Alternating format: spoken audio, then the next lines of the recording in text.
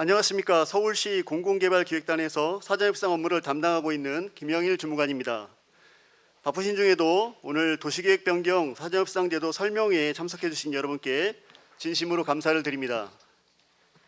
시작에 앞서 오늘의 진행 순서를 간략히 말씀드리겠습니다.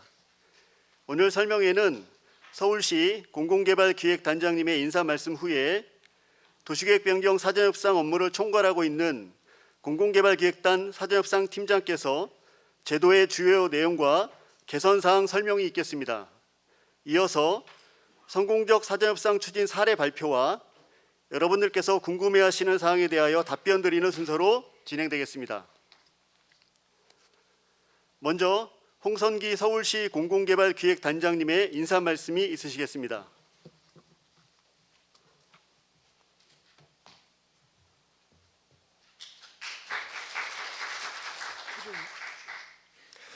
반갑습니다. 서울시 공공개발기획단장 홍선기입니다. 우선 코로나 사태에도 불구하고 도시계획 변경 사전협상 및 사전 컨설팅 사업 설명회에 참석해 주신 많은 분들께 감사드립니다. 본 설명회는 현 시대의 균형 있는 도시개발을 한층 더 성숙시키고 이를 위해서 민간과 공공이 협력해서 지혜를 공유하는 시간이 될 것입니다. 서울시는 지난 2009년부터 저이용 유휴부지 또는 복합적 토지 이용이 가능한 대규모 부지를 대상으로 투명하고 합리적으로 도시계획을 변경하는 사전협상 제도를 도입하여 운영하고 있습니다. 개발 계획에 대해 공공과 민간이 협상을 진행하여 도시계획 변경의 적정성을 검토하고 공공기여를 통한 계획 이득을 공정하게 환수하여 사회적으로 공유하고 있습니다. 이는 특혜 시비를 사전에 차단하고 지역의 균형 발전을 위해 개발 이익을 합리적으로 배분하는 제도이자 민간과 공공이 상호 협력하는 좋은 개발입니다. 오늘 사업 설명회에서는 서울시에서 운영 중인 사전협상 제도를 상세히 안내해드리고 효율적인 행정 절차 이행과 합리적인 계획 마련을 위해 서울시에서 신설한 사전협상 사전 컨설팅 제도를 소개할 예정입니다. 사전 컨설팅은 사업 구상 전 공공에서 도시개발 방향 및 개발 규모 등을 컨설팅하여 향후 협상 과정에서 쟁점을 줄여 불필요하게 장기화되는 사업 기간을 단축하고자 하는 것입니다. 오늘 설명회에 코로나19 방역 지침에 따라 소수 오프라인으로 참석해 주신 분들과 유튜브 온라인 생중계로 참여하고 계신 많은 분들에게 다시 한번 감사드립니다. 마지막으로 우리가 살고 있는 서울의 민간과 공공이 협력하여 균형 있는 좋은 개발이 지속적으로 이루어지고 민간의 좋은 개발 사업이 활성화되기를 바랍니다. 감사합니다. 네, 감사합니다. 그럼 첫 번째로 사전협상 제도와 새롭게 도입되는 사전 컨설팅 내용에 대해서 공공개발기획단 사전협상 팀장의 설명을 듣도록 하겠습니다.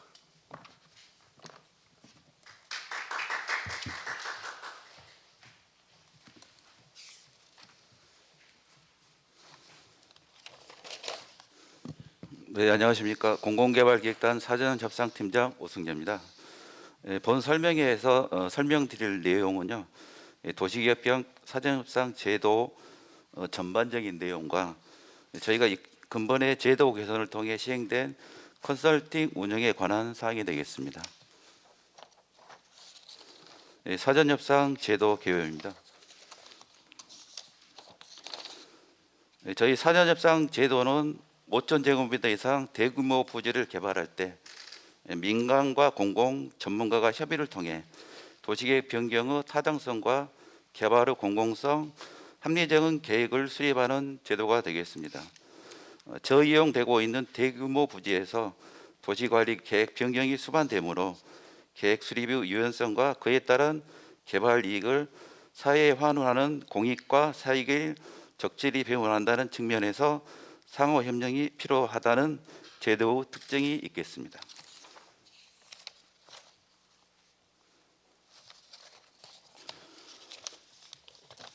제도 도입 배경 및 목적입니다.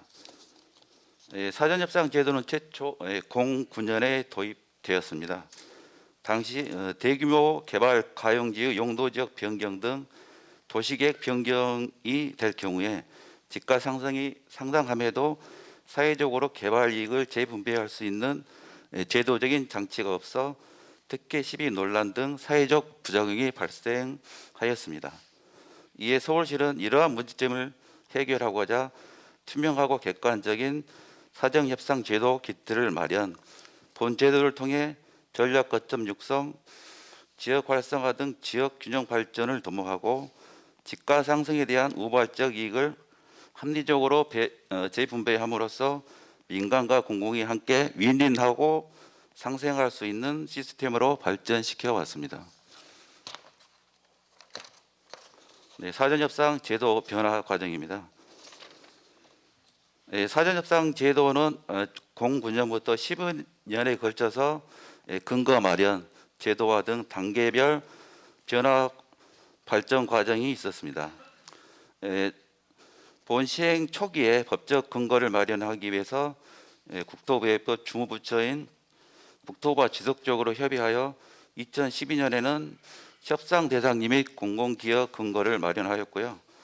2018년에는 협상 대상지를 10,000제곱미터에서 5,000제곱미터 이상으로 개정되어 대상지가 확대되었습니다. 또한 작년 7월에는 공공기여 비용을 서울시 전역으로 사용할 수 있도록 개정한 바 있습니다.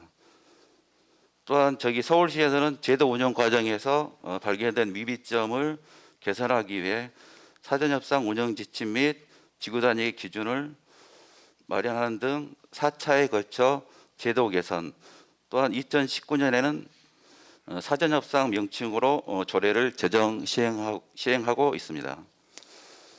네, 현재 이렇게 서울시에서 최초로 시행한 사전협상 제도가 이제 전국적으로 확대되어서요, 부산, 인천, 광주 등 타 지자체에서도 운영하고 있습니다.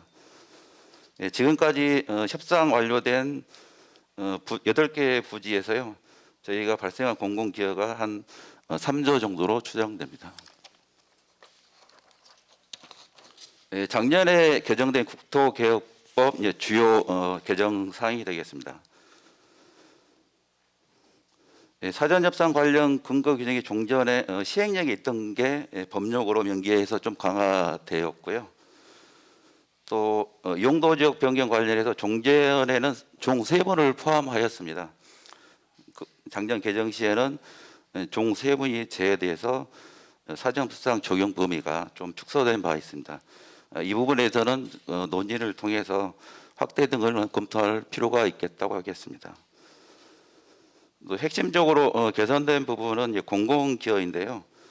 지구단위 계획 구역 내에서 공공시설 등을 설치 제공에는 종전 전후 차이는 없었습니다. 공공기여 비용을 비용 부분에 대해서는 종전의 자치구에서 서울시 전용으로 사용할 수 있게끔 확대되어서 상대적으로 기반시설이 양호한 강남 등 지역에서 발생한 개발 이익을 강북 등 광역적으로 기반시설을 조성하게 되어 강남북 균형 발전 도모 등 제도적으로 사전협상 제도 운영 폭이 한층 강화되었다고 볼 수 있겠습니다.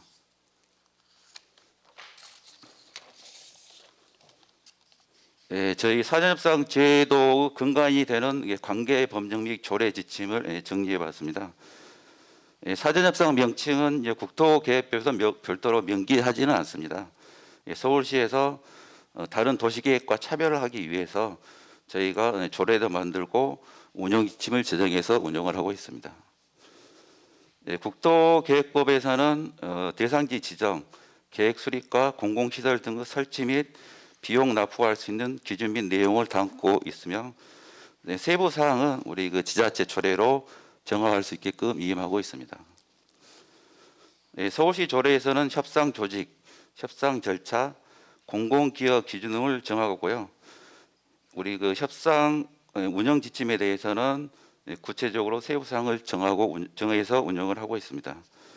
본 설명에 참석하신 분을 대상으로 자료집을 배포해 드리는데요. 세부 사항은 그 책자를 참조하여 주시기 바랍니다. 다음은 우리 구체적인 사항에 대해서 좀 설명을 드리겠는데요. 협상 대상지입니다. 국도법 근간이 대상지 선정의 근간이 되는 것은 우리 국도법에서 정하고 있는데요. 51조 제1항 852, 853에 해당하는 토지를 지구 단위 계획으로 지정할 수 있습니다. 시행령에서는 구체적 지역을 정하고 있는데요. 도시 지역 내 주거, 상업, 업무 등의 기능을 결합하는 등 복합적인 토지 이용 증진이 필요한 지역으로서 주요 역세권 등에 해당되겠습니다. 도시 지역 내 유휴 토지 및 시설 이전 또는 재배치, 집중적 정비가 필요한 지역으로 5.제곱미터 토지가 해당되겠습니다. 서울시에서는 법령에서 정한 범위 내에서 조례에서는 5,000제곱미터 이상으로 유휴부지 대규모 시설 이적지를 사전 협상 대상지로 정하고 있습니다. 협상 주요 내용입니다. 우리 법령이라든가 조례 지침에서 사전 협상에서 정할 여러 항목을 정하고 있는데요. 이를 요약해서 말씀드리면은 용도 지역 상향 및 도시계획 시설 폐지 또는 복합화에 대한 결정, 상위 계획 및 관련 계획, 주변 지역과 조화를 고려한 도입 용도 결정, 건축물 높이, 이격거리, 개방감 등 건축 계획 조정, 교통 개선 방안, 대중교통 차량 및 보행동성 등 교통 처리 계획 조정, 또 공공계획으로서 공공기여랑 산정, 공공기여 시설의 적정성 및 제공 방법, 시기 범위 등을 정하게 되며 기타 위원회에서 필요한 사항을 협상으로 할 수 있도록 되어 있습니다. 공공기여 내용인데요. 사전 협상에서 또 매우 중요하게 검토되는 항목입니다. 우리 그 법령에서 정하고 있는 공공시설 등의 종류는 도로, 공원 등 공공시설과 기반시설로서 학교, 공공청사, 문화시설 등이 이에 해당되며 최근에는 공공임대주택, 기숙사, 공공임대산업시설, 공공임대상가도 포함하였습니다. 공공기여 방법은 크게 두 가지로 나누는데요. 해당 지구단위 계획 구역에서 필요한 공공시설 부지를 제공하거나 시설로 설치하는 방법, 또 지구단위 계획 구역 내 기반시설이 충분할 경우에는 공공시설 설치 비용을 납부하는 방법입니다. 납부하는 비용은 서울시에서 광역적으로 사용하게 되겠습니다. 저희가 이제 우리 그 사전협상을 운영하면서 정하고 있는 공공기여 산정 기준입니다. 용도적 사양 등 증가되는 용적률의 60%에 해당하는 토지 가치 상승분을 공공기여로 제공하게 됩니다. 예를 들자면 주거에서 일반 상업 쪽으로 용도적 변경 시 산정되는 공공기여율은 30% 정도입니다. 토지 면적의 30%를 시설로 조성하거나 비용으로 납부하게 됩니다. 도시계획 시설의 경우에는 폐지 또는 복합화 경우에는 시설 당시 결정된 용도적 변경 여부를 감안하여 용도적 변경 없는 경우에는 공공기여율은 한 20% 정도 적용하게 됩니다. 협상 조정입니다. 협상조정협의회는 민간 측, 공공 측 협상단과 외부 전문가로 구성되며 현재 10명 내외로 운영하고 있습니다. 민간과 공공의 이해 교환, 중재, 민간이 제출한 사업 제안서에 대해서 협상을 진행하여 합의 가능한 대안을 도출하는 역할을 수행하고 있습니다. 공공인 서울시에서는 저희 행정 2 부시장 및 관련 실 본부국장 등이 참여하여 협상 정책회의를 운영하여 각 부서 간 의견을 통합적으로 조율하고 협상과 관련된 주요 정책 및 지침을 결정하는 역할을 하게 됩니다. 필요에 따라서 저희 지구단위 계획 결정하는 도시건축 공동위원회 보고 및 자문을 받고 있습니다. 협상 절차입니다. 사전 협상은 크게 세 단계로 구분이 되겠습니다. 사전 협상 대상지 선정 단계, 협상 단계, 또 협상 이해 단계인데요. 먼저 대상지 선정 단계는 사업자가 개발 계획안을 제출하면 관련 부서 협의 등 내부 검토와 지구 단위 계획을 심의하는 도시건축공동위원회에서 자문해서 조건을 부여하게 되며 사업자가 조건 사항을 수용하면 최종 대상지로 선정됩니다. 이후에 협상 단계에서는 사업자가 제안서를 제출하게 되고요. 앞서 설명드린 협상 조정 협의에서 구체적인 내용을 토대로 협상을 진행하여 지구 단위 계획을 확정하게 됩니다. 협상 이행 단계에서는 지구 단위 위반 등 절차를 거쳐 최종 도시건축 공동위원회에서 지구 단위가 결정되고 이후 개별 법에 의해 가지고 건축인허가 및 시공하는 절차로 진행되겠습니다. 네, 주요 협상 사례입니다. 지난 2009년 제도 도입 이후에 현대차, GBC, 서울역 북부 역세권 등 8개 대규모 부지에 대해서 협상 완료 등 하는 성과가 있었습니다. 강동 승합 경우에는 12년도 협상 완료되어 2000년도에 준공되었고요. 마포 홍대 역사는 면적 한 2만 제곱미터로 13년 협상 완료, 18년에 준공되었습니다. 용산 관광터미널의 경우 면적 한 19,000으로 13년에 협상 완료, 17년에 준공되었습니다. 강남 GBC 경우 약 79,000에 해당되는데요. 16년에 협상 완료하여 현재 공사 진행 중에 있습니다. 그에 협상 완료된 송파구치소, 서초 고롱부지, 서울역 북부 역세권, 용산철도병원 등이 인허가 또는 지구 단위 계획 수립 과정에 있습니다. 그에 저희가 10여 개의 부지가요 사전 협상 또는 대상지 선정 과정에 있습니다. 참고로 저희가 이제 일반 지구 단위 계획과 비교를 해봤는데요. 서울시에서는 지역 특성을 고려해 가지고 유형별 지구 단위 계획 수립 지침을 정해서 운영을 하고 있습니다. 일반 지구 단위 계획과 비교할 때 사전 협상 지구 단위 계획의 큰 특징은 일반 지구 단위 계획 경우에 용도 지역 세분만 가능합니다. 또한 용도 지역 변경할 때는 별도 걸쳐야 되는데요. 사전 협상 경우에는 지구 단위 계획으로 용도 지역 간 예를 들어서 준주거에서 일반 상업으로 이렇게 변경할 수 있어서 절차상으로 신속 추진하는 효과가 있겠습니다.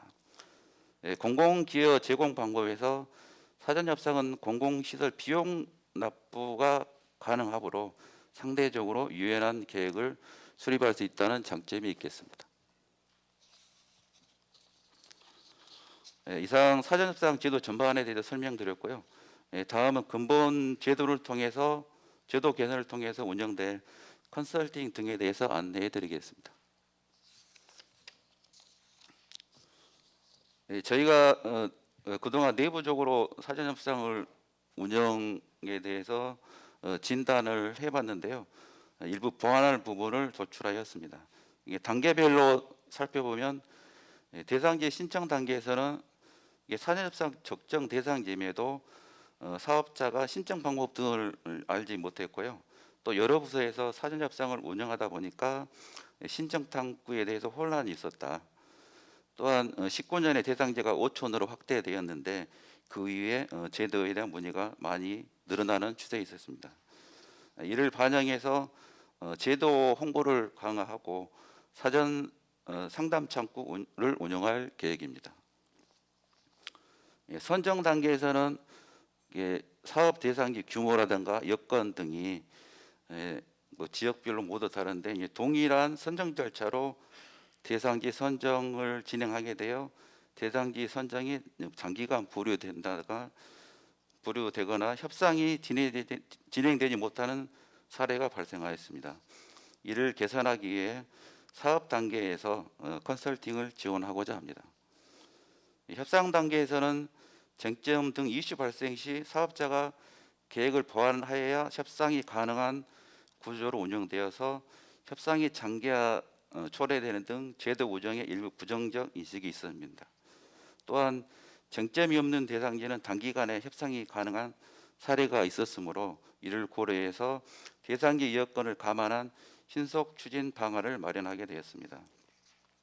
저희가 앞으로 사전 협상은 민간 서비스 강화와 신속 추진을 위한 개선을 통해 제도 효율적 운영과 활성화하는 방향으로 추진할 계획입니다.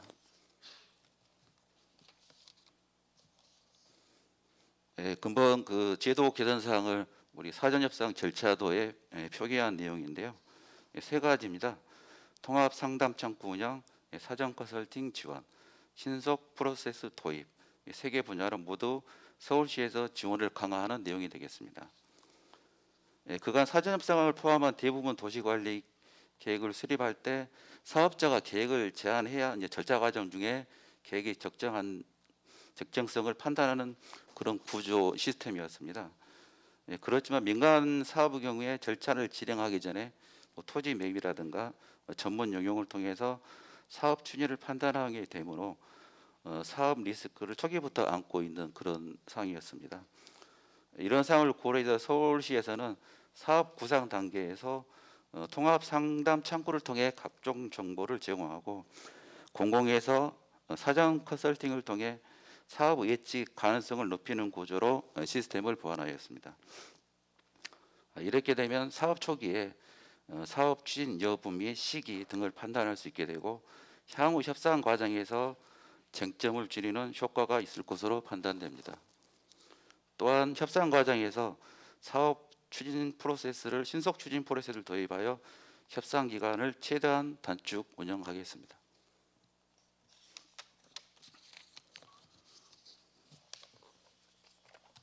통합 상담 창구 운영에 관한 사항인데요. 오늘 저희 사전 협상 통합 상담 창구인 홈페이지가 시범 오픈하였습니다. 민간과 공공이 함께 만드는 좋은 개발 사전 협상 제도를 타이틀로 제도에 대한 공감대와 인식을 확산하기 위해서 홍보를 강화하고요. 부지 개발에 관심 있는 토지 소유주, 민간 사업자에게 제도 운영에 관한 상담 및 안내를 진행하게 되겠습니다. 사전 협상 제도 등 대규모 관련 자료를 홈페이지에 게시를 하게 되겠고요. 그리고 우리 사전 협상 컨설팅 접수 창고로 활용할 예정입니다. 현재 홈페이지는 일부 보안 부분이 있어가지고요. 사전 컨설팅이 4월 1일부터 접수를 받기 때문에 그때 정식 오픈할 예정입니다. 사전 컨설팅 지원에 관한 사항입니다. 컨설팅 대상지는 토지 소유자가 요청한 부지인데요. 여러 부지가 있을 걸로 생각이 됩니다. 현재 저이용되고 있어서 개발이 필요한 땅, 재건축이 도래한 부지, 당장 사업을 추진하지 않지만 장래에 사업 추진 여부를 판단하고 싶은 부지 등 5,000제곱미터 이상의 토지이면 모두 해당되겠습니다. 컨설팅 내용은 공공에서 전문성을 갖고 있는 분야, 즉 상위계획과 적합성, 도시계획 변경의 적정성 등 사전 협상 가능 여부와 공공기업 도입 용도, 개발 규모의 적성성 등이 되겠습니다. 컨설팅 신청은 4월 1일 내일 모레 되겠네요. 그때 정식 오픈하는 전용 홈페이지를 통해서 신청할 수 있고요. 컨설팅은 4월에서 6월까지 3개월간 신청을 받아서 5월에서 7월까지 한시적으로 진행하게 됩니다. 신청 방법은 홈페이지에 첨부된 양식을 내려받아 가지고 개략적인 개발 구상 내용을 작성해서 신청하시면 컨설팅 지원 여부 결정 후 사전 컨설팅을 진행하게 되겠습니다.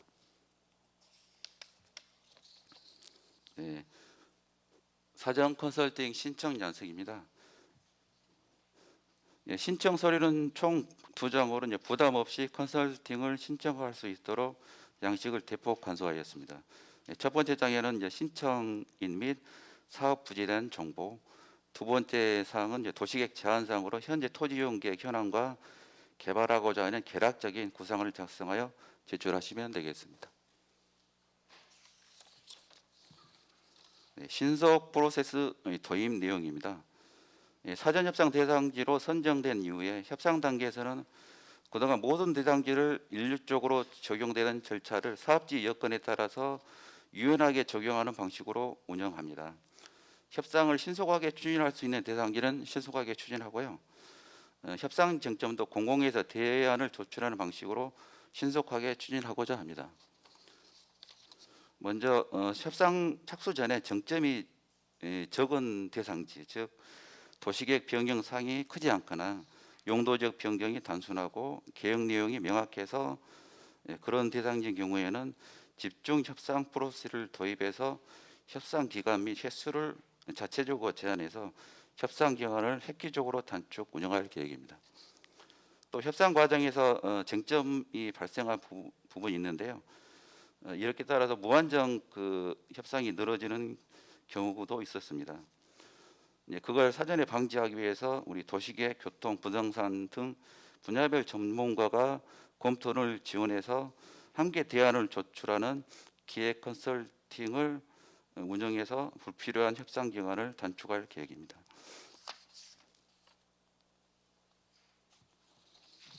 이상 서울시에서 운영 중인 사전협상 제도 컨설팅 지원에 관해서 설명드렸는데요.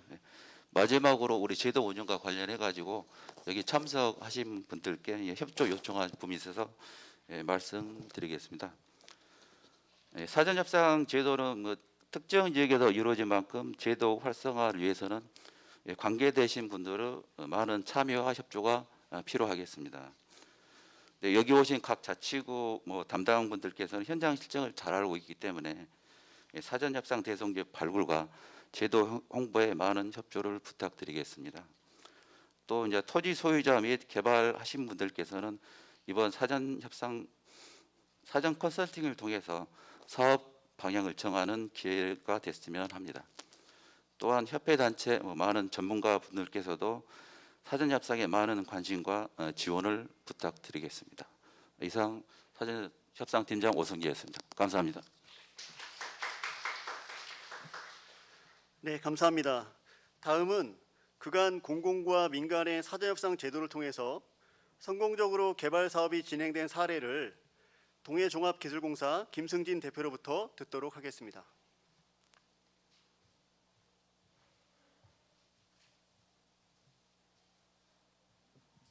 안녕하세요. 동해종합기술공사 김승진이라고 합니다. 먼저 이 자리를 마련해 주신 우리 단장님하고 공공개발기획단 여러분들께 감사를 드리겠습니다. 지금부터 말씀드리는 사례가 우리 여기 지금 토지주분들, 그러니까 사업자분들이 되시겠죠. 분들하고 그다음에 이제 사전협상에 이제 주체가 되시는 이제 관계 기관에 계신 분들한테 진짜 좋은 사례로 남기를 바라겠습니다. 이게 처음 시작하고 나서 제가 1호 사업을 하면서 생각을 해보니까 10년이라는 세월이 지금 많이 지났네요. 지나서 아마 지금 현실하고 안 맞는 것도 있고 오늘 지금 좋은 제도 개선 방안에 대해서 좀 말씀을 해주셨는데요. 이게 나오기 전에 얼마만큼 이제 힘들게 일이 진행됐는지 이제 사례 위주로 말씀을 드리도록 하겠습니다. 지금 오늘 말씀드릴 사례는 지금 보시는 것처럼 또 익히 또 우리 사업 현장에서 잘 알고 계실 겁니다. 강동구에 있는 서울 승합 차고지 지금 이제 준공이 됐고요. 지금 운영하고 있습니다. 그리고 이제 용산구 관광버스 터미널, 요거는 이제 용산에 드래곤 호텔이라고 해가지고 굉장히 이쁘게 지금 하나 건물이 들어가 있죠. 여기 좀 이렇게 해서 이미 운영되고 있습니다. 그래서 두 가지 사례에 대해서 지금 말씀을 드리고자 합니다. 이 중간에 이제 홍대 역사도 이제 그 사이에 이제 협상이 완료가 됐었는데 거기는 특이하게 이제 민간 부지가 아니고 철도청 공공 부지였기 때문에 아마 지금 오늘은 요 두 가지 사례만 말씀드리도록 하겠습니다. 먼저 버스 차고지가 되겠습니다. 국도법이 개정이 되면서 이게 원래 예전에 이렇게 버스 차고지였었습니다. 이 차고지가 그냥 차고지였었는데 국도법이 개정이 되면서 버스 정류장이라고 하는 도시계 시설로 결정하도록 돼 있었습니다. 그래서 이게 도시계 시설로 버스 정류장이 되어 있었는데 서울시가 이제 우리 공공 버스 하면서 공공 이제 차고지라든가 이런 쪽으로 다 이게 버스 노선들을 다 이전을 시켰습니다. 그러다 보니까 여기 이제 빈 땅이 됐고요. 그리고 또 하나는 그 사이에 또 국도법이 개정이 돼서 버스 차고지는 도시액시설 버스 정류장으로 결정 안 해도 되는, 이게 또 이렇게 막 이렇게 왔다 갔다 하는 이제 결정 사항이 있었습니다. 근데 어쨌든 결과적으로는 이 당시에 이제 요 땅은 빈 땅이 되어 있었었고요. 차고지가 버스들이 다 이전한 상태에서, 그리고 도시액시설로서 버스 정류장이 결정된 상황에서 아까 말씀드렸던 2009년도에 이제 이런 제도가 이제 운영이 되면서 신청을 해서 대상지가 돼서 그때부터 이제 협상을 시작을 한 것이 되겠습니다. 지금 아까 팀장님께서 말씀해 주셨던 대로 6개월 내에 아니면 진짜 신속하게 끝나면 정말 좋은 그런 사례가 많이 나올 것으로 이제 예상은 되는데요. 이 당시만 해도 지침이라든가 아니면 조금 이따 말씀드릴 굉장히 좀 민감한 사항들이 있었는데, 그거에 대한 어떤 제도적이라든가 지침이라든가 이런 것들이 전혀 준비가 사실상 안 돼 있었습니다. 그래서 지금 여기 계신 분들은 아니지만은 그 당시에 도시계획과 이걸 주관하셨던 그분들하고 굉장히 많이 고생을 해서 이게 이제 완성된 그런 내용이 되겠습니다. 지금 보시는 것처럼 당시에는 제2종 일반 주거지역이었고요. 버스 자동차 정류장이었었습니다. 결과물은 준주거로 종간 변경이죠. 근데 이 당시에는 용도지역 상향으로 했기 때문에 저희가 준주거로 이제 획기적으로 바꾸는, 왜냐하면 지금 이게 보시는 것처럼 그 당시에는 진짜 상상을 할 수 없는 3단계의 용도지역 상향을 할 수가 있느냐에 대해서 굉장히 논란이 많았었습니다. 그래서 그거에 대해서 용도지역 이 당위성에 대해서 굉장히 논란이 많았었고, 이것만 논의하는 데만 거의 1년을 보냈다라고 생각하시면 될 것 같습니다. 그래서 앞으로 이제 사업 대상지라든가 이런 것들이 나왔을 때, 지금 아까 팀장님 말씀하신 것처럼 법이 이제 개정되면서 용도 지역 간 변경에 대해서 이제 저희가 사전 협상을 할 텐데, 어쨌든 종세분을 하면서 저희가 3단계를 뛰면서도 굉장히 용도 지역에 대해서는 서울시가 굉장히 보수적으로 지금 바라보고 있기 때문에요. 용도 지역 부분에 있어서는 상당히 좀 고민을 많이 하셔서 그 내용을 봐야 될 것 같고요. 근데 이건 아마 지금 서울시가 워낙 이제 촘촘하게 그 기본계획이라든가 이런 생활권 계획들을 많이 갖춰놨기 때문에 아마 이건 아마 거의 이제 가시권에 들어오지 않을까 지금 생각이 들고요. 그 다음에 여기 지금 보시면은 자동차 정류장 폐지 타당성. 이 타당성이 왜 논란이 됐었냐면, 국도법이 개정이 되면서 아까 말씀드렸었죠. 버스 차고지는 버스 정류장이 아니에요. 그러면 원래는 공공에서 당연히 도시시설이 아니니까 당연히 이거는 폐지를 했었어야 되는 시설인데, 우리 서울시에서는 그대로 그냥 유지를 해버렸습니다. 유지를 하다 보니 사업자가 신청을 하게 되면 당연히 도시시설 폐지라고 하는 절차를 거칠 수밖에 없지 않습니까? 그거는 뭐 더 잘 아시겠지만은 도시시설 폐지를 하면서 공공기여를 더 많이 해야 되거든요. 이제 거기에 대해서 굉장히 좀 논란이 있었습니다. 그래서 정립을 한 거는 뭐 어쨌든 폐지 안 했기 때문에 그냥 정류장은 도시시설로 남아 있었고, 폐지는 폐지다 해가지고 폐지로서 해가지고 저희가 이제 정리를 해서 진행하는 사안이 되겠고요. 그 다음에 이제 지금 이게 당시에도 준주거가 400인데 뒤에 사업계획서상으로 보시게 되면 거의 500에 육박하는 저희가 용적률을 이제 그 결정을 했는데, 그 이유는 그 당시에 여기 보시면 장기 전세 주택이 있었습니다. 그러니까 저희가 국도법을 해가지고 운영을 하면서 400이라고 하는 그 목표점을 가지고서 이제 준주거로 운영을 하는데, 다른 운영 방법에 의해서 특례 조항을 했을 때에 이 사전 협상에 그거를 도입하는 게 맞느냐 틀리냐를 가지고도 또 한참 또 많이 그 설왕설래를 했었습니다. 그래서 의사 결정은 이게 이제 첫 번째 사례다 보니까, 기존에 저희가 용도 지역 체계를 가지고 있는 용적률을 상한으로 가져가는 건 맞는데, 우리 서울시가 이 사전 협상 말고 또 다른, 방금 이제 말씀드렸죠, 장기 전세 같은 거, 최근에는 이제 뭐 하나 이런 것도 있겠지만 그게 도입이 될지는 모르겠습니다. 그리고 또 중간에 또 하나 그때 법이 바뀌었던 게, 임대주택도 이제는 공공기여로 인정을 받을 수 있게 됐지 않습니까? 이 당시에는 아니었었거든요. 그래서 했는데 어쨌든 이게 사례로 해가지고 그러면 이걸 받아주는 대신에 저희가 또 50% 더 줬지만요. 아무튼 이렇게 해서 다른 정책을 하는 것도 사전협상에 반영을 해서 용적률을 갖다 500%까지 도달하게 하는 그런 내용이 되겠습니다. 그리고 이제 맨 마지막 건데요. 이거는 굉장히 깨알적인 팁인데, 이것도 이 당시에도 굉장히 논란이 많았었는데, 먼저 가보겠습니다. 이것도 먼저 설명을 잠깐 드릴게요. 그러니까 뭐냐면 10년이 지나면서 이제 사례들이 각종 사례 나오면서 이런 것들이 많이 누적이 돼가지고요. 지금은 이제 신규 사업자가 어떤 의사결정이라든가 아니면 공공에서 의사결정을 할 때는 이미 다 선례가 됐기 때문에 이렇게 방향을 잡아서 갑니다. 근데 이제 설명을 드리자면 그때 논란이 뭐였냐면요. 여기 보시는 것처럼 이 사업을 하기 위해서 도로를 이렇게 신규로 개설을 하고, 이건 도시계획 도로입니다. 앞에 거는 도시계획 시설로 결정된 도로가 대지 안에 있었습니다. 그리고 이 사업을 하면서 여기 신규로 도로를 뚫고 그다음에 이렇게 가감속 차선 내서 이 도로도 기부 체납을 해서 공공기여로 인정을 받겠습니다라는 게 제안이었었어요. 첫 번째 제안. 근데 여기서 갈등이 뭐였냐면, 아까 말씀드렸던 대로 도시계획 시설로 결정된 도로는 당연히 내놔야 되는 거였었지 않습니까? 그럼 당연히 내놓는 건데 과연 이게 공공기여냐에 대해서 첫 번째 논란이 붙었고요. 두 번째, 교통평가를 저희가 다시 했더니 이 도로에 대한 필요성이 없어져가 여기 시장입니다. 시장. 이게 좀 문제가 있어서 이 도로를 없애버리고 뒤에 이면부의 도로를 이제 확폭을 했거든요. 새로 신규로 확폭을 해가지고 하는 저 도로가 공공기여냐, 이 두 가지가 쟁점이었었습니다. 이것도 한참 이제 서로 논리를 가지고 얘기를 했는데요. 정리를 했습니다.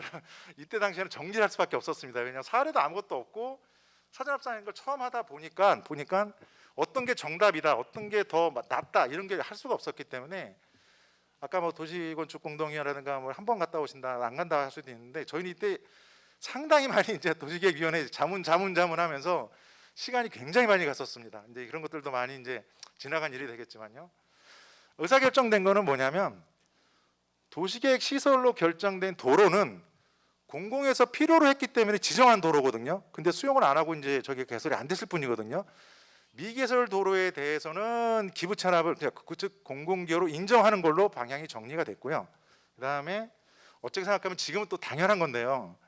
여기 보시는 것처럼 이면부에 확폭한 거, 그다음에 옆에 도로에 확폭한 거, 이 도시계획 도로보다 더 또 후퇴를 했습니다. 저희가 더 후퇴를 했습니다. 교통평가 때문에. 사업자가 사업을 하면서 원인자 부담이 되는 도로는 공공기여로 인정할 수 없다라고 정리가 됐습니다.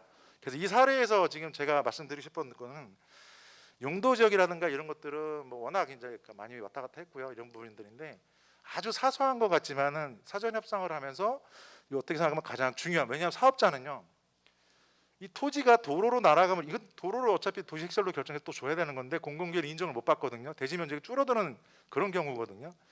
이 경우에 첫 번째 사례에서 저희가 아까 말씀드렸던 그런 기준을 정립해서 사전 협상을 완료를 했던 그런 사례라고 좀 말씀을 드리는 것이 되겠고요. 그다음에 이제 공공기여가 되겠습니다. 이 공공기여는 제가 이제 솔직히 말씀드리면 1박 2일 동안 진짜 세미나를 해도 하고 싶은 그 내용이 되겠습니다. 아직도 좀 논란이 많고요. 근데 가장 중요한 거는 지금 10년이 지났습니다. 여기 강동구청에 계신 분들 아마 오셨을 것 같은데, 10년 전에 저희가 이 공공기여 건축물 기부 체납을 최초로 제안하고 이제 받아들이고 강동구에서도 운영을 하겠다는 의지 밝혔을 때 수요 조사를 했었어요. 왜냐하면은 공짜로 이 건물 면적 뭐 1,000회를 드릴 건데요. 어떤 용도로 쓰시겠습니까?라고 제안을 했는데, 어떤 과에서도 먼저 나서서 그거 우리가 쓸 거야라고 하신 부서가 없은 거예요. 그러다 보니까 이거를 진짜 공간만 제공하는 거지 과연 이게 공공기여냐를 가지고서는 상당히 논란이 많았었습니다. 그래서 이것도 굉장히 지체가 돼가지고 구청에서 지금 보시는 것처럼 어린이집, 뭐 이렇게 체육시설, 노인 일자리, 뭐 택배사업장, 뭐 휴게실 창업 카페, 청년 창업센터 이렇게 이제 쓰는 걸로 결론이 나가지고 어쨌든 쓰겠다라고 하는 거, 이제 구청에서 이제 공문이 온 거죠. 해서 이거를 반영을 해서 분양 건축물 내에 도시계획 시설은 아닙니다. 소유권만 저렇게 해서 넘겨주는 걸로 해가지고 저희가 결론을 내서 갔어요. 그래서 협상도 다 완료가 됐고 좀 시간은 많이 걸렸지만 어쨌든 완료가 돼서 첫 번째 협상 완료가 됐는데, 이게 뭐 이제 여기 계신 분들도 이제 바로 오는데 막상 이제 착공 들어갔는데 이제 이게 결과물입니다. 상점 몇 개를 했죠. 지금 현재 이렇게 되고 있는데요. 이게 지금 저희가 공공기여에 기부 체납했던 아까 그 건축물들 지금 쓰고 있는 용도입니다. 갑자기 여기 수영장이 새로 들어와 있었죠. 아까 당초에 없던 거 있었고. 근데 보시면은 시민대학이라고, 그러니까 이게 용도에 대해서는 제가 뭐라고 말씀 못 드리겠습니다만, 근데 어쨌든 간에 이런 용도로 지금 다시 또 활용이 바뀌어서 이렇게 운영을 하고 계시더라고요. 공공기여에 있어가지고 이 용도에 대해서는 말입니다. 제가 그 1박 2일을 하고 싶었던 얘기는 뭐냐면, 어느 구청이나 어느 곳에서나 가장 첫 번째로 부딪히는 게 공공기여를 함에 있어가지고 토지를 줄 거냐 아니면 건축물로 줄 거냐 해서 먼저 갈라치기를 하는데, 건축물로 주고자 하고 건축물로 받고자 하는 해당 구청이나 아니면 우리 서울시 관계자분들 계시면은 그게 10년이 지나도 변하지 않는 뭐 예산을 확정해 주신다든가 아니면은 뭐 계속 뭐 이직을 하시지만 어쨌든 간에 그 구청에 뭔가 있을 거지 않습니까? 그러면 그걸로 유지를 해 주셔야 사업자가 착공할 때 또 한 번 협상을 하면서 굉장히 딜레이가 되는 거를 막아낼 수가 있습니다. 최근에 하나 사례 말씀드릴까요? 그것도 한 10년 된 건데 10년 전에 서울시에서 미래 도서관을 꼭 해야 되겠다 그래가지고 미래 도서관 자리를 만들어줬어요. 그리고 건축물까지 지어서 기부 찬합하겠다고 했거든요. 그래서 이제 막 끝나고 이제 마지막 이제 의사결정 과정이 딱 들어갔습니다. 근데 갑자기 해당 문화 이제 그쪽에서 우리 미래 도서관을 운영할 계획이 없다, 예산도 없다. 아 이래가지고 다시 처음으로 되돌아가서 굉장히 사업자가 애를 먹은 일이 생겼습니다. 마찬가지로 공공 건축물을 기부 찬합할 때는 이 용도가 굉장히 중요합니다. 하지만 그 당시에는 저희가 협상만 할 단계잖아요. 실제로 이거를 운영을 하시고 진행하는 거는 10년 뒤쯤 되실 거예요. 빠르면 5년, 지금 뭐 6개월 정도 단축하신다고 하셨는데 그러면 정말 금상첨화겠죠. 바로 연속성이 있으니까. 그런데 사전 협상이 어느 정도는 기간도 길어질 수 있고요. 또 사업자가 협상이 끝났다고 해서 바로 착공할 수 있는 게 아닙니다. 건축 심의 또 거쳐야 되죠. 또 뭐 해야 되죠. 그죠? 그러면 실질적으로 이거를 운영하는 거는 준공할 때쯤 받게 되거든요. 근데 사업자가 뭐 자금난이라든가 이런 거 되면 굉장히 시간이 오래 걸릴 수가 있습니다. 그거를 감안을 하셔서 다른 것보다도 이 공공기여한 건축물의 이 용도가 연속성을 가지고 갈 수 있도록 행정에서 좀 많이 배려를 해주시고 관심을 좀 가져주셨으면 합니다. 그래서 당시에 의사결정됐던 게 지금이지만요. 실질적으로 저거 운영하는 거는 5년, 10년 뒤에 운영할 거다를 감안하셔서 어떤 공간이 이런 공간들이 제공이 됐을 때 운영 계획이라든가 이런 것들을 잘 좀 고려해 주셨으면 하는 생각입니다. 용산구 이제 관광버스 터미널입니다. 앞에 말씀드린 사례는요. 사업자가 땅을 가지고 있는데 100% 분양한 시설입니다. 분양한 거를 저희가 사전 협상한 거고요. 이 사례는 용산구 버스 터미널은요. 이 토지 주인 운영자가 그러니까 이 사업자가 운영을 하는 사례입니다. 이거 약간 다릅니다. 이거는 다르기 때문에 이것도 아마 좀 현장에서 나중에 케이스가 들어올 때는 거기에 맞춤형으로 좀 적정히 대응해 주셨으면 합니다. 왜냐하면 여기는 이제 현황은 이제 잠깐 넘기겠습니다. 시간상 넘기고 이것도 뭐 용도 지역 관련돼서도 조금 더 한 말씀드릴게요. 여기서는 처음으로 아까 그 도로 부지 말고요.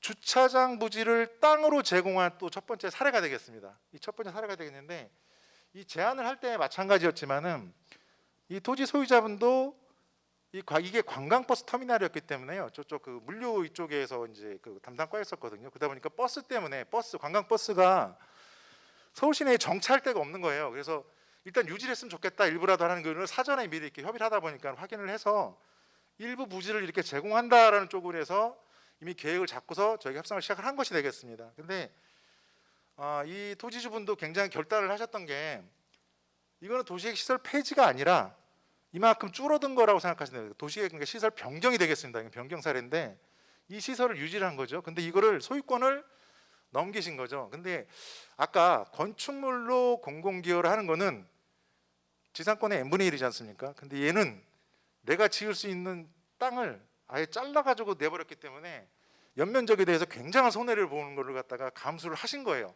근데 그걸 어쨌든 간에 받아들이셨고 받아들였기 때문에 또 협상이 또 진행이 됐습니다. 첫 번째 사례고요. 그리고 지금 아까 말씀드렸던 건축물 그 용도 있지 않습니까? 여기는 호텔이라고 하는 관광 숙박시설로 가겠다라는 게 첫 번에 명확하게 제시가 되어 있던 상황이었습니다. 이게 변하지 않았습니다. 지금도 운영을 하고 계시고요. 그런데 호텔이라고 하는 이 부지에서 우리가 공공에서 건축물 기부 찬합을 받고 싶은데 호텔이라는 곳에서 건축물 기부 찬합을 받아서 운영할 수 있는 우리 공공 시설이 있나요? 라고 질문을 던졌습니다.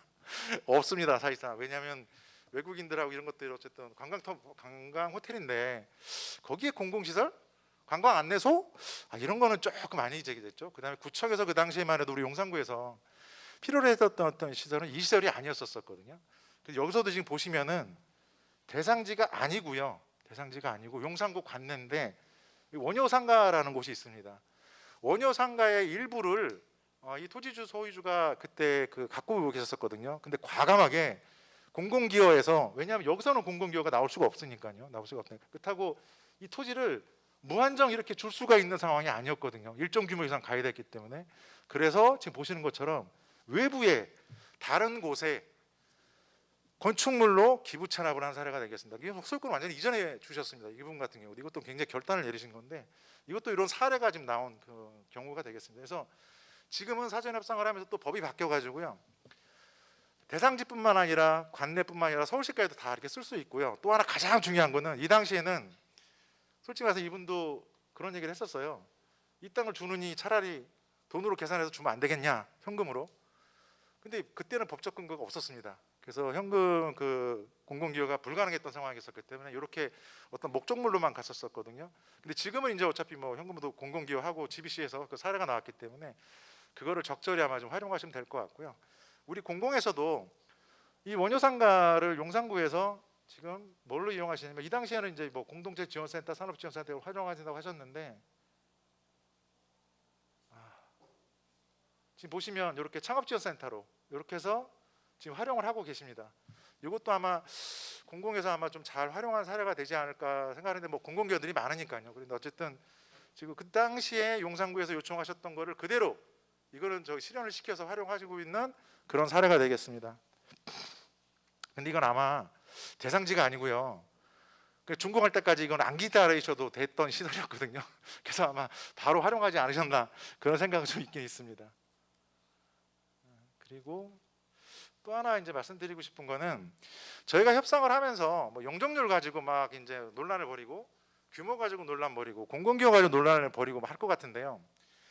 이 당시에 저희 딜레마가 또 하나가 있었습니다. 뭐가 있었냐면, 여기 보시면요, 건축물 요 모양이 이렇게 있습니다. 모양이 최종적으로는 이 모양이 정말 잘 됐다라고 생각은 드는데, 근데 이 형태 있지 않습니까? 제가 말씀드리고 싶은 형태를 얘기하는 겁니다. 사전 협상을 하면서 규모, 뭐 경관, 뭐 경관에서 이제 뭐 이렇게 나오게 하겠지만, 그때 당시에는 이제 이 공간을 열어라 안 열어라 이제 이거 가지고 이제 많이 논란이 있었는데요. 보시면 사전 협상은 여기 건축 모양을 협상하는 그 절차는 아닙니다. 아닌데, 이 당시에는 경험이 없다 보니까, 그리고 또 이게 당시에 굉장히 규모가 컸었거든요. 굉장히 큰 규모였었거든요. 그래서 이 건축 계획안을 가지고서도 협상에서 우리 결정한 거 없었거든요, 솔직히. 근데 건축 계획안을 가지고서도 갑론을박을 벌여가지고 상당한 시간을 또 지체를 했습니다. 그래서 사전 협상을 하면서 지금 많이 이제 이런 데이터들이 누적되고 경험치가 쌓였습니다. 그래서 실제 이슈와 쟁점화되는 사안들에 대해서는 굉장히 깊이 있게 검토하고 같이 이제 논의하고 전문가들 자문받고 이렇게 진행을 하는데요. 이 당시만 해도 이 형태를 가지고서, 아니 이게 형태는 진짜 어떤 분이 보시냐에 따라서 이게 많이 바뀌지 않습니까? 그래서 이런 걸 가지고도 많이 논란을 벌였던 시절이 있었습니다. 근데 지금은 이제 뭐 아주 이제 큰 거 아니면은 이런 거 없겠지만은, 결론은 그래서 이렇게 결론이 났고요. 이건 운영됐고 있고요. 그다음에 또 하나 말씀드리고 싶었던 건 뭐냐가 있냐면, 또 하나의 저희가 이제 그 샘플, 그러니까 사실상 서울시 정책을 만든 것이 되겠죠. 여기가 용도 지역이 일반 상업 지역입니다. 상업 지역인데, 지금 보시면은 일반 주거에서 일반 상업으로 가는 도시계획 변경으로 35% 이상이라고 저희가 지정을 해놨죠. 상업 지역인데, 그리고 도시시설 폐지가 아니고 변경인데 왜 공공기여를 이만큼 해야 되냐? 솔직히 말씀드리면 이거 농적 변경 없는 거 아니냐? 20%냐? 이거 당연히 20%라고 생각하지 않겠습니까? 그래서 이걸 가지고도 또 상당히 논란이 있었습니다. 그런데 이거는 이제 다시 정립이 됐어요. 도시계획에서 다 정립이 된 게, 최초에 이 시설이 들어오기 전에 용도 지역이 뭐였느냐? 그래서 그 최초 용도 지역으로 원래 용도 지역으로 본다라고 사실상 내부적으로 결론 나고 도시계획에서 다 우리 대거 해가지고요. 앞으로 협상을 하시는데, 나는 상업적이 있는데 내가 왜 상업적인데 그다음에 용도적 안 바꾸는데 왜 이걸 적용해야 돼라고 하시는 오해는 아마 앞으로 없으셨으면 좋겠습니다. 이거는 도시계획 영역을 이때부터 살펴보기 시작했습니다. 그래서 최초 용도 지역이 왜 용도 지역이 상업적으로 바뀌었는지를 찾아가지고, 그 바뀐 게 이 당초의 터미널의 원인이었느냐 아니면은 서울시 도시계획의 원인이었느냐를 추적을 합니다. 그래서 그거에 맞춰서 용도 지역을 없는 것으로 보기도 하지만은 대부분은 다 원래 용도 지역을 찾아서 그 용도 지역이 그때부터 출발하는 걸로 이렇게 이해하시면 될 것 같습니다. 왜냐하면 공공기업 양의 차이가 굉장히 크기 때문에요.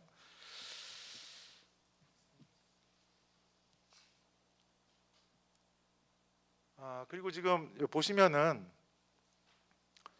저희가 이제 10년도에 이제 9년도에 협상 대상지로 선정이 됐어요. 그런데 1년 동안 이 사업주분께서는 아까 말씀드렸던 이 건축 계획안 있지 않습니까? 이 계획안을 가지고서 굉장히 많이 고민을 했었습니다. 그 사업성이 안 나왔기 때문에 아까 그 강동 승합차 거지 같은 경우는 분양이었기 때문에 바로 사업성이 눈에 보이는데 이건 운영 사업이었기 때문에 어떻게 하느냐에 따라 가지고 사업성이 굉장히 많이 좌지우지가 됐습니다. 그래서 굉장히 좀 오랫동안 사업 계획안을 잡으셔서 지금 보시는 것처럼 10년도에 저희가 이제 32층으로 제출을 해가지고 용적률 뭐 950발 다 찾아먹는 걸 해서 했는데 여기서는 또 뭐가 있었냐면 아까 말씀드렸었죠.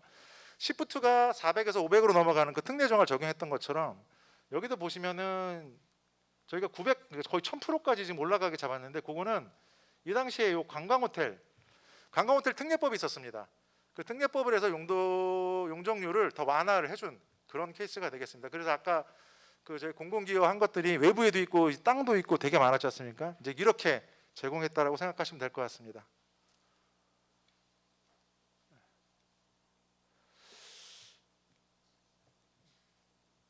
종합적으로 한번 이렇게 비교를 해놓은 것이 되겠습니다.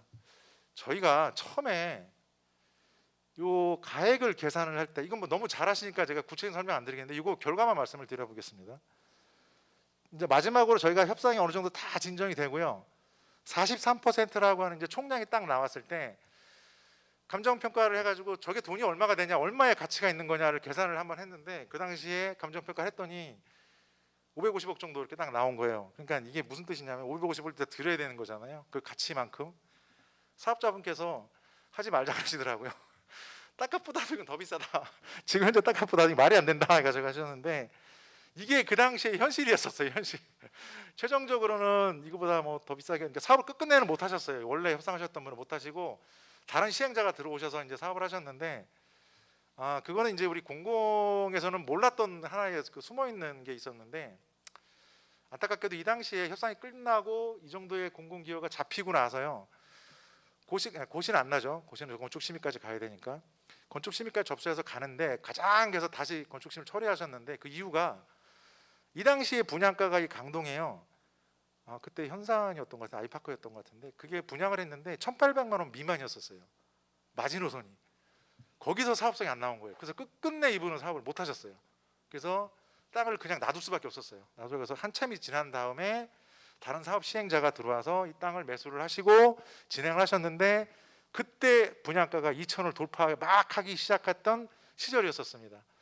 그래서 안타깝게도 우리 공공에서는 이런 거는 고려 안 합니다. 사업성 고려 안 합니다. 그래서 아마 토지 소유자분들이라든가 관계기관에서는 그 사업성보다는 아마 그런 거 다 고려하셔야 됩니다. 고려하셔가지고 공공에서는 어쨌든 간에 이 금액이 이 당시에만 해도 진짜 이거 상당을 초월하는 금액이었기 때문에 정말 다 놀랐는데 여기 보시면 이제 1,000억으로 넘어갔죠.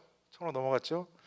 그리고 뭐 최근에는 뭐 너무 잘 아시겠지만은 GBC가 조 단위를 돌파하면서 정말 상상을 초월하는 금액을 했는데 그 정도의 가치를 사업자분들한테 했기를 바라고 그다음에 우리 공공에서는 정말로 공공성 있게 원래 아까 단장님이나 팀장님 말씀하셨던 것처럼 이 공공에서 주관이죠. 사실상은 사전 협상이라고 하는 제도가 본래 취지에 맞게 계속 살아남아서 앞으로도 제 이후에도 지금도 계속 협상이 진행되고 있는데 그런 것들이 정말로 좋은 공공 개발의 그런 사례로 남기를 바라는 마음으로 제 사례에서 마치도록 하겠습니다. 감사합니다.